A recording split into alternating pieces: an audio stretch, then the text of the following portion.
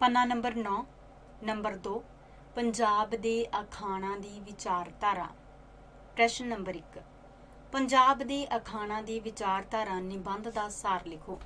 उत्तर पंजाब दे अखाणा दी विचारधारा निबंध सोहिंदर सिंह वणजारा बेदी दी रचना है। इस निबंध विच लेखक ने अखाणा दे जाति दी विचारधारा नूं प्रगट करन दी समर्था बारे दस्सिया है कि किस तरह इन्हां विच पंजाबी जीवन दे भिन्न भिन्न पक्षां दे झलकारे मिलदे हन। किस तरह इन्हां विचों खेतीबाड़ी नाल जुड़ी पंजाबी जीवन दी रहताल, पंजाबी लोकां दी धार्मिक रुचि ते रब दे कर्मां संबंधी भिन्न भिन्न विश्वासां, उन्हां दी मेहनती हिम्मती ते उद्यमी खुले डुले प्रेम प्यार दे पसार ते मेहमान निवासी नाल भरे सुभाਅ, अनैतिकता दा खंडन करन ते नैतिक कदरां कीमतां दी वडियाई करन दी रुचि दे झलकारे मिलदे हन। जाति दी विचारधारा दे लखाइक अखाण किसी जाति दे समुचे जीवन का प्रतिनिध ही नहीं हुंदे, सगों उस दी विचारधारा दे लखाइक भी हुंदे हन। अखाणा विच विचार सामग्री दा किसी जाति दी असल ज्ञान संपत्ति है, जिस विच वो वरियां बद्धी अपना अनुभव खोरदी रहिंदी है। अखाणा विच जो विचारधारा काम कर रही हुंदी है, वो उस उत्ते सारी जाति दी प्रवानगी दी मोहर भी लगी हुंदी है। नाल ही अखाणा विचली सामग्री विच अखाण दा सच वधेरे हुंदा है, जिस विच कोई रला नहीं हुंदा। पंजाबियां दे अनुभव दे प्रतीक। जे लोक गीतां विच पंजाबियां दा दिल धड़किया है तां उन्हां दी सूझ ते अनुभव ने अखाणा राहीं अपना चमत्कार दिखाया है। अखाण पंजाबी जीवन दा उसे तरह ही अंग हन जिस तरह लोक गीत ते लोक कहानियां। अखाणा नाल पंजाबी अपनी बोली नूं चटपटी ते सुआदली बना लैंदा है। पंजाबी जीवन दी तस्वीर। अखाणा विच पंजाब दे समुचे जीवन दी तस्वीर उकरी हुई है। पंजाबियां दे दुखां सुखां, विश्वासां, रीति रिवाजां, रिश्तियां नातियां, आशावां ते चिंतावां दी सही झलक अखाणा विच देखी जा सकदी है। इन्नी भरपूरता ते विलक्षणता शायद ही किसी होर जाति दीयां अखातां विच होवे जिन्नी पंजाबी अखाणा विच है। पेंडू पंजाब दे झलकारे। पंजाब पिंडां दा देश है, इस करके बहुतियां अखाणां दे रचनहारे पेंडू होण करके इन्हां विच पंजाब दे पिंडां दे झलकारे ही मिलदे हन। खेतीबाड़ी नाल जुड़िया जीवन। पंजाब हलां ते हालियां दा देश है। इत्थों दे बहुगिनती लोकां दा पेशा खेतीबाड़ी है। पिंडां विच जिन्ने भी कार विहार कीते जांदे हन, उन्हां सारियां दा केंद्री धुरा खेतीबाड़ी ही है। लोहार खेती लई संद बनाउंदा है ते जुलाहे नूं कपाह खेती तो प्राप्त हुंदी है। इसे प्रकार पेंडू जीवन दी हर चीज़ खेतीबाड़ी नाल जुड़ी हुई है। पंजाबी अपने विचारां दे प्रगटावे लई चिन्हां, तुलनावां ते उपमावां लई समग्री भी खेतीबाड़ी विचों ही लैंदा है। दुनिया एक पंजाबी नूं खेती वांग ही लगदी है, जिथे जो बीजदा है सो वढदा है। सो काही दे दब नहीं उगाने चाहिए, अर्थात बुरे काम नहीं करने चाहिए। जो कुछ बीजन सोई जम्मे, जिसने वह कमाई, तैं क्यों अपनी खेती अंदर काही दब जमाई। प्रभु की प्राप्ति लई अनेकां ग्रंथ लिखे गए हैं, परंतु पंजाब दा जट तां रब की प्राप्ति के सवाल नूं उन्ना ही सौखा समझदा है जिन्ना बूटे नूं कथाओं पुट के थां सिर लाउणा। जरा देखो रब दा की पाउणा, इधरों पुटना ते उधर लाउणा। इस प्रकार तुलनावां ते उपमावां लई भी उसने अपने आले दुआले खेती दे संदां, डंगरां ते फसलां नूं चुनिया है। बुढ़ापे दा जिक्र करदिआं उसदे सामने बुढ़े बलद दी डरावनी तस्वीर आ जांदी है ते ओ कह उठदा है, बुढ़ा होया ढोरिया तैनूं ठुंगण काऊं, गलों पंजाली ला लई ते कोई ना लैंदा नाऊं। पन्ना नंबर 10 घरेलू जीवन संबंधी टीका टिप्पणी करदिआं भी उसके सामने खेतीबाड़ी ही आ जाती है। सारी कमाई नूं खर्च देण वाली ते औखे समय लई बचत ना करन वाली सवाणी वल देखदिआं उसके सामने वो खेत आ जाता है, जिथे जिहड़ी फली पैंदी है उसनूं चिड़ियां चुग लैंदियां हन। जिहा डोडा पिया तिहा चिड़ियां चुग लिया। बेवकत कीते काम दे औगण दर्शाउण लगिआं ਉਹ ਕੁਸੰਮੇ ਬੀਜੀ खेती ਦਾ ਰੂਪਕ ਵਰਤਦਾ ਹੈ। अगेता झाड़ पिछेती सररी। पंजाबी लोग भावें पैंडे मार के बाहर भी जाते हैं ते प्रदेशों में सौदागरी भी करते रहे, परंतु खेतीबाड़ी नूं सब विहारां तो उत्तम गिणिया गया। पंजाबी वपार के धंधिਆਂ विच पै के अपनी पातशाही नूं गुआउणा नहीं चाहुंदा। ਪਹਿਲਾਂ ਪਹਿਲਾਂ ਪੰਜਾਬੀਆਂ ਨੂੰ ਪਰਦੇਸਾਂ ਵਿੱਚ ਰੋਟੀ ਲਈ ਝੱਖਾਂ ਮਾਰਨੀਆਂ ਕਦੇ ਵੀ ਨਹੀਂ ਜਚੀਆਂ। ਇਸੇ ਲਈ ਉਹ ਕਹਿੰਦੇ ਹਨ, ਊੜਾ ਘਰ ਦੀ ਅੱਧੀ ਚੰਗੀ ਤੇ ਬਾਹਰ ਦੀ ਸਾਰੀ ਕੁਝ ਵੀ ਨਹੀਂ। ਐੜਾ ਪਰਦੇਸ ਗਿਆ ਪੜੋਲੇ ਪਿਆ ਇੱਕ ਬਰਾਬਰ। ਈੜੀ ਜੋ ਸੁਖ ਛੱਜੂ ਦੇ ਚੁਬਾਰੇ ਉਹ ਬਲਖ ਨਾ ਬੁਖਾਰੇ।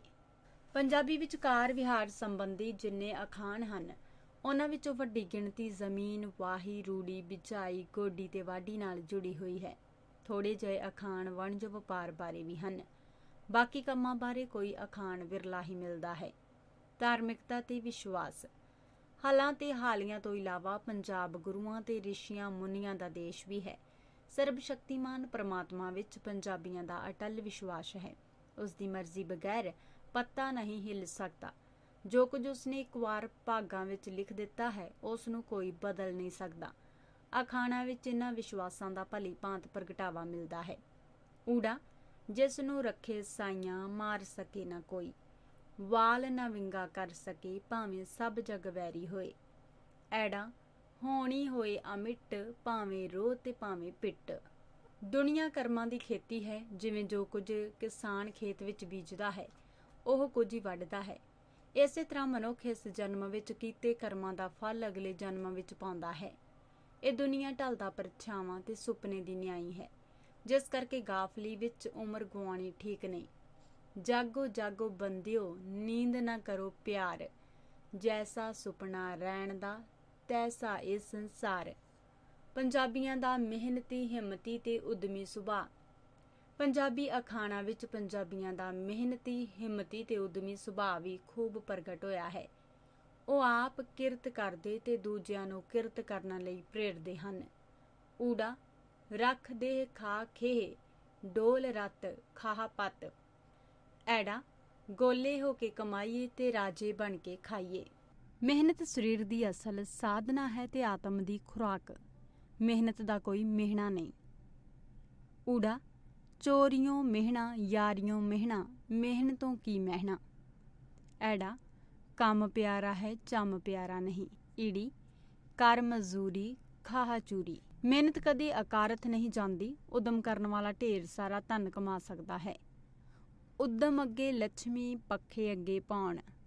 ਪੰਜਾਬੀ ਵਿਹਲੜਾਂ, ਆਲਸੀਆਂ ਤੇ ਹੱਡ ਰੱਖਾਂ ਨੂੰ ਸਦਾ ਨੀਵੀਂ ਤੇ ਘ੍ਰਿਣਾ ਭਰੀ ਨਜ਼ਰ ਨਾਲ ਵੇਖਦਾ ਹੈ। ਇਸ ਕਰਕੇ ਉਹ ਵਿਹਲੇ ਰਹਿਣ ਨਾਲੋਂ ਕੁਝ ਕਰਦੇ ਰਹਿਣ ਵਿੱਚ ਵਿਸ਼ਵਾਸ ਰੱਖਦੇ ਹਨ। ਪੰਨਾ ਨੰਬਰ 11। ਵਿਹਲਾ ਜਿਵੇਂ ਕਦੇ ਨਾ ਬਹੋ, ਟੋਆ ਪੁੱਟ ਕੇ ਭਰਦਾ ਰਹੋ। ਐੜਾ ਬੇਕਾਰ ਨਾਲੋਂ ਬਗਾਰ ਚੰਗੀ। ਵਿਹਲੜਾਂ ਤੇ ਆਲਸੀਆਂ ਬਾਰੇ ਪ੍ਰਚਲਿਤ ਅਖਾਣਾਂ ਵਿੱਚ ਤਿੱਖਾਂ ਤੇ ਕਾਟਵਾਂ ਵਿਅੰਗ ਹੈ। ਜੇ ਕੋਈ ਆਖੇ ਕੰਮ ਕਰੋ ਤਾਂ ਚੁੱਪ ਕਰਕੇ ਬਹਿ ਰਹੀਏ। ਜੇ ਕੋਈ ਆਖੇ ਲਓ ਪ੍ਰਸ਼ਾਦਾ, ਉਦਮ ਕਰਕੇ ਲੈ ਲਈਏ। ਖੁੱਲਾ ਡੁੱਲਾ ਪਿਆਰ ਭਰਿਆ ਤੇ ਮਹਿਮਾਨ ਨਿਵਾਜ਼ ਸੁਭਾਅ। ਪੰਜਾਬੀ ਬੜੇ ਖੁੱਲੇ ਡੁੱਲੇ ਤੇ ਪਿਆਰ ਭਰੇ ਸੁਭਾਅ ਦੇ ਮਾਲਕ ਬੰਦੇ ਹਨ। ਉਹਨਾਂ ਨੂੰ ਪਰਾਇਆਂ ਤੇ ਓਪਰਿਆਂ ਨਾਲ ਵੀ ਪਿਆਰ ਦੀ ਸਾਂਝ ਪਾ ਲੈਣ ਦੀ, ਗੁਆਂਢੀਆਂ ਨਾਲ ਘੁਲ ਮਿਲ ਕੇ ਰਹਿਣ ਦੀ ਜਾਚ ਹੈ ਤੇ ਆਪਣਿਆਂ ਉੱਤੇ ਮਾਣ ਕਰਨ ਦੀ। ਊੜਾ ਆਪਣਾ ਮਾਰ ਸੀ ਤਾਂ ਵੀ ਛਾਵੇਂ ਸੁੱਟ ਸੀ।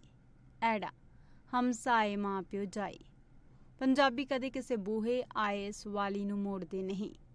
ਇਹ ਮੰਗਣ ਨੂੰ ਲਾਹਨਤ ਸਮਝਦੇ ਹਨ, ਪਰ ਹੁੰਦਿਆਂ ਸੁੰਦਿਆਂ ਮੁੱਕਰ ਜਾਣ ਨੂੰ ਇਸ ਤੋਂ ਵੀ ਬੁਰਾ ਸਮਝਦੇ ਹਨ। ਉਹ ਘਰ ਆਏ ਮਹਿਮਾਨ ਲਈ ਅੱਖੀਆਂ ਵਿਛਾ ਦਿੰਦੇ ਹਨ। ਜ਼ਰਾ ਦੇਖੋ ਊੜਾ ਘਰ ਆਵੇ ਮਹਿਮਾਨ ਰੱਬ ਸਮਾਨ। ਐੜਾ ਵੰਡ ਖਾਣਾ ਖੰਡ ਖਾਣਾ। ਅਨੈਤਿਕ ਕਦਰਾਂ ਕੀਮਤਾਂ ਦਾ ਖੰਡਨ। ਪੰਜਾਬੀ ਅਖਾਣਾਂ ਵਿੱਚ ਉਹਨਾਂ ਸਭ ਅਨੈਤਿਕ ਗੱਲਾਂ ਦਾ ਖੰਡਨ ਕੀਤਾ ਗਿਆ ਹੈ ਜਿਹੜੀਆਂ ਆਚਰਣ ਦੀ ਨਰੋਈ ਉਸਾਰੀ ਦੇ ਰਾਹ ਵਿੱਚ ਰੋਕ ਪਾਉਂਦੀਆਂ ਹਨ। ਇਹਨਾਂ ਵਿੱਚ ਪਖੰਡ, ਛਲ, ਕਪਟ, ਫਰੇਬ, ਚਲਾਕੀ, ਅਕਿਰਤ ਘਣਤਾ, ਸੁਆਰਥ, ਹੋਛਾਪਨ, ਜ਼ੋਰਾਵਰੀ, ਧੱਕੇਸ਼ਾਹੀ, ਕਾਮ, ਕ੍ਰੋਧ, ਲੋਭ, ਹੰਕਾਰ ਤੇ ਫੋਕੇ ਦਿਖਾਵੇ ਦਾ ਖੰਡਨ ਕਰਦਿਆਂ ਤਿੱਖਾ ਤੇ ਕਾਟਵਾਂ ਵਿਅੰਗ ਕੀਤਾ ਗਿਆ ਹੈ। ਜਿਵੇਂ ਊੜਾ 900 ਚੂਹੇ ਖਾ ਕੇ ਬਿੱਲੀ ਹੱਜ ਨੂੰ ਚੱਲੀ। ਐੜਾ ਬਾਹਰੋਂ ਬੀਬੀਆਂ ਦਾਹੜੀਆਂ ਵਿੱਚੋਂ ਕਾਲੇ ਕਾਂ।